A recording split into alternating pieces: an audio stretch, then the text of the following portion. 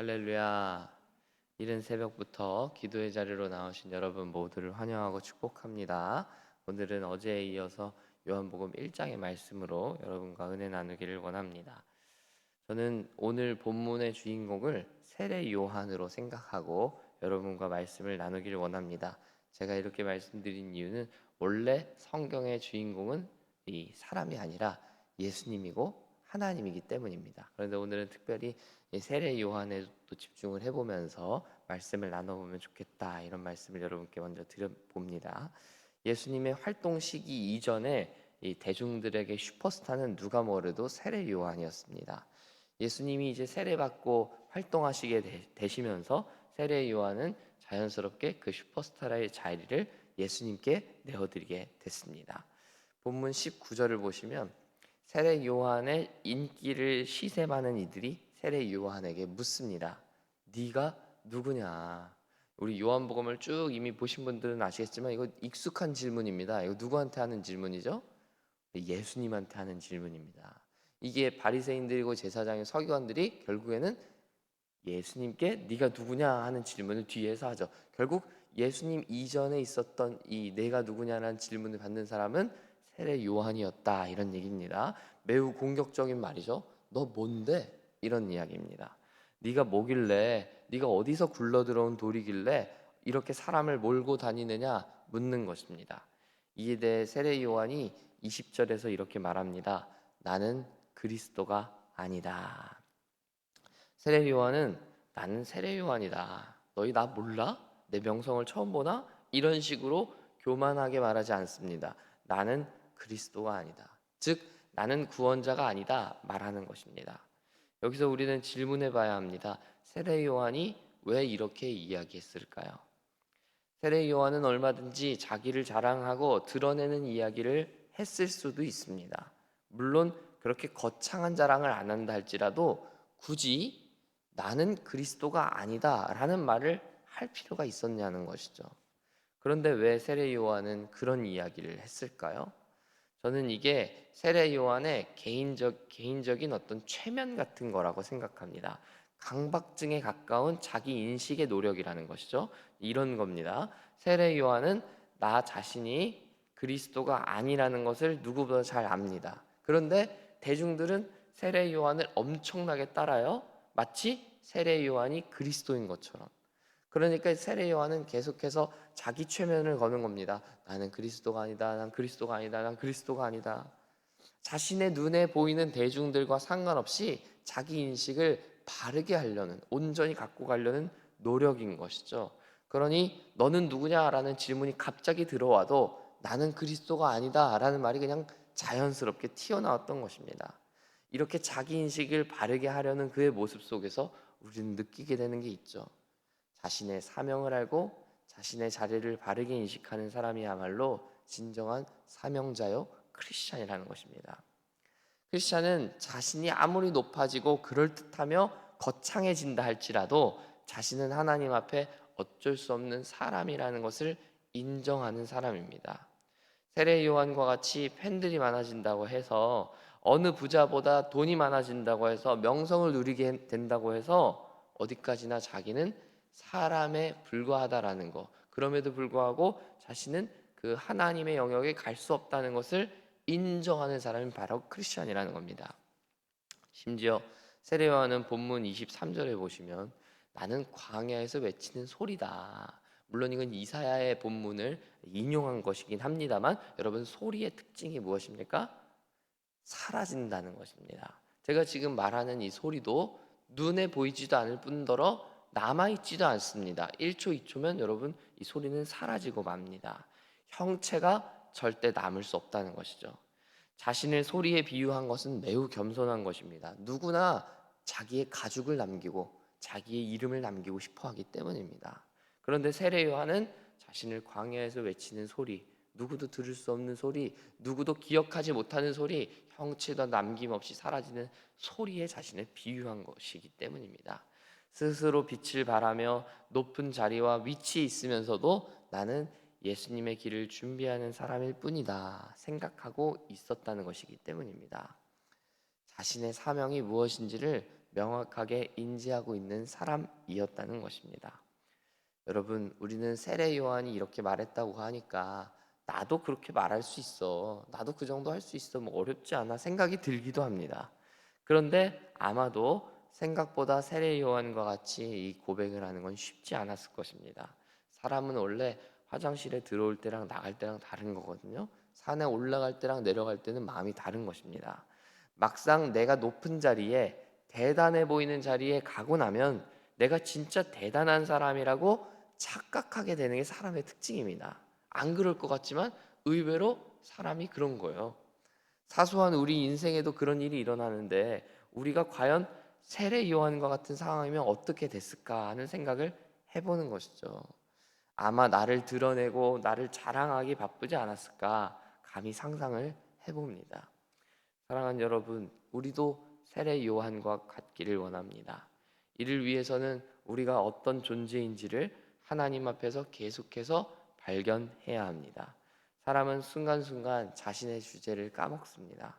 자신이 하나님의 종이라는 것, 하나님의 피조물이라는 것, 내가 주인공이 아니라는 것을 까먹습니다.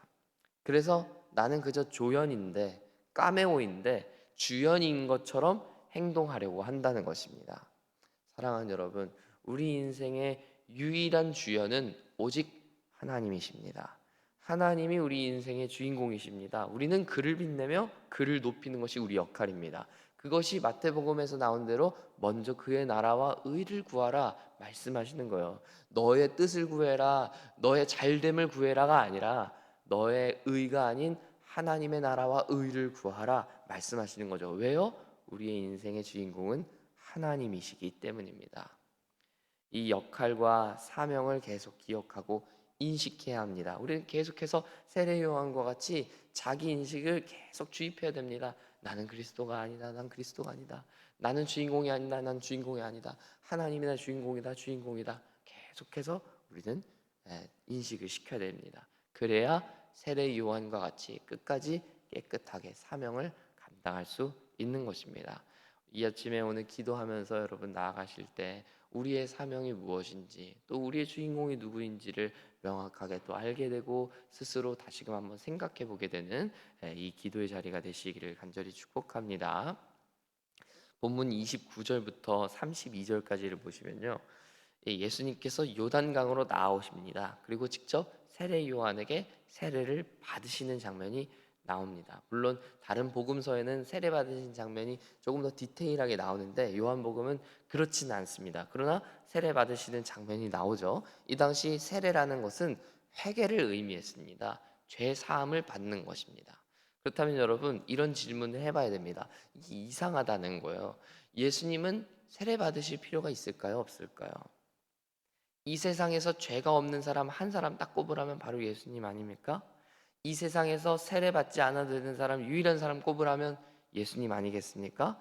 그런 예수님께서 오늘 세례 요한, 심지어 사람에 불과한, 조연출에 불과한 그 세례 요한에게 세례를 받으시더라라는 겁니다. 우리는 여기서 세례 요한의 겸손을 능가하시는 예수님의 겸손을 보게 됩니다.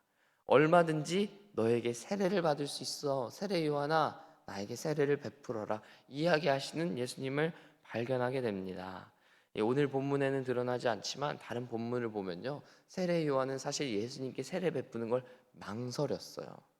아니 주님, 제가 어떻게 당신께 세례를 베풀겠습니까? 제가 오히려 받아야 됩니다. 이런 말을 해요. 그러나 예수님은 이제 허락하라. 내가 너한테 받을게. 이야기를 하신단 말입니다. 그렇다면 예수님은 왜 받으셨을까요? 한마디로 정의하면 예수님은 저와 여러분을 위해 받으신 것입니다. 예수님은 앞으로 십자가도 지실 것입니다. 누구의 죄를 위해서? 당신의 죄가 아닌 저와 여러분을 위해서. 동일한 맥락으로 예수님이 받으시는 세례는 저와 여러분을 위한 세례였다는 것입니다. 저와 여러분의 죄를 씻기기 위한 시작으로서 세례를 받으셨다라는 것입니다. 예수님의 모든 사역은 자기 자신을 위한 일이 하나도 없었습니다. 모든 사역이 저와 여러분, 다른 이들을 위한 사역이었습니다. 세례도 십자가도 그 외 모든 예수님의 사역은 다 그와 같은 것입니다.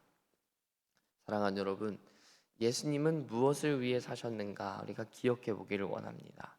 예수님은 자기 자신이 아닌 저와 여러분, 심지어 죄인들을 위해 사셨습니다. 그래서 예수님의 삶 그 자체가 은혜인 것입니다. 저는 여러분께 그런 의미에서 도전하고 싶습니다. 예수님이 그렇게 사셨듯 우리도 그렇게 살아보자는 것입니다. 물론 우리는 예수님만큼 우리는 완벽하지는 못할 것입니다. 그러나 그럼에도 불구하고 우리가 예수님을 따라 살고자 하는 지향점을 바르게 잡을 필요가 있겠다라는 것이죠. 다른 이들을 위해 사는 것, 다른 이들을 위해서 희생하며 사는 것, 그것이 바로 예수님을 따라 사는 길이 될 것입니다. 그 길에 우리가 모두 순종할 수 있으면 좋겠습니다.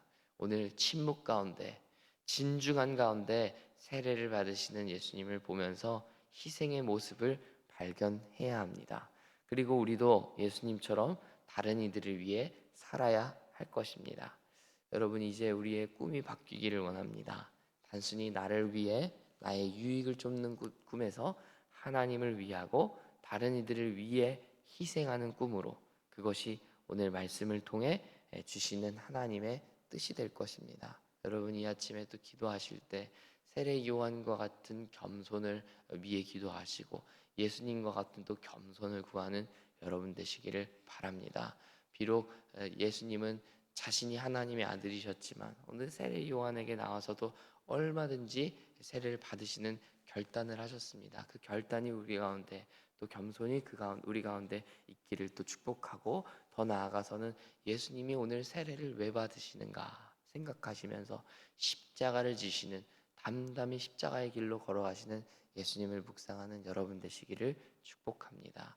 예수님의 십자가도 예수님의 세례도 다 우리를 위한 것이었습니다. 그분은 당신을 위해 사신 것이 하나도 없습니다. 오로지 세상과 저와 여러분을 위해, 우리를 위해 사셨습니다. 그 삶을 생각하고 그의 예수님의 살아가셨던 걸어가셨던 그 길을 생각하면서 우리도 예수님과 같이 세상을 위해 살리라, 다른 이들을 위해 헌신하며 살리라 결단하게 되는 저와 여러분 우리 모두가 되기를 간절히 소원하고 축복합니다. 함께 기도하겠습니다.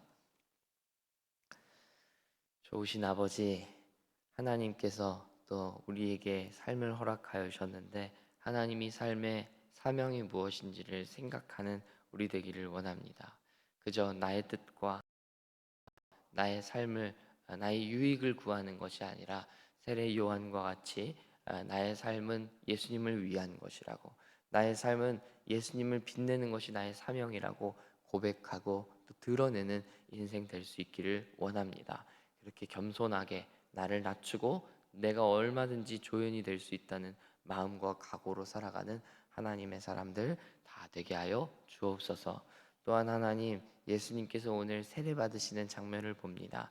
세례 받으실 필요도 없고 세례가 전혀 예수님께 필요한 것이 아님에도 불구하고 예수님은 담담히 세례를 받으셨습니다. 그 마음을 우리 마음 가운데 새기면서 우리도 예수님과 같이 우리의 삶을 주께 드리며 우리의 삶을 주께 헌신하기로, 또 다른 이들을 위하여 살기로 결단하게 되는 우리 모두가 될 수 있도록 도와주시옵소서. 예수님이 받으시는 세례, 예수님 지고자 하셨던 그 십자가가 우리의 것이 될 수 있도록 주님 우리에게 겸손을 가르쳐 주시고 희생과 헌신의 마음을 가르쳐 주옵소서.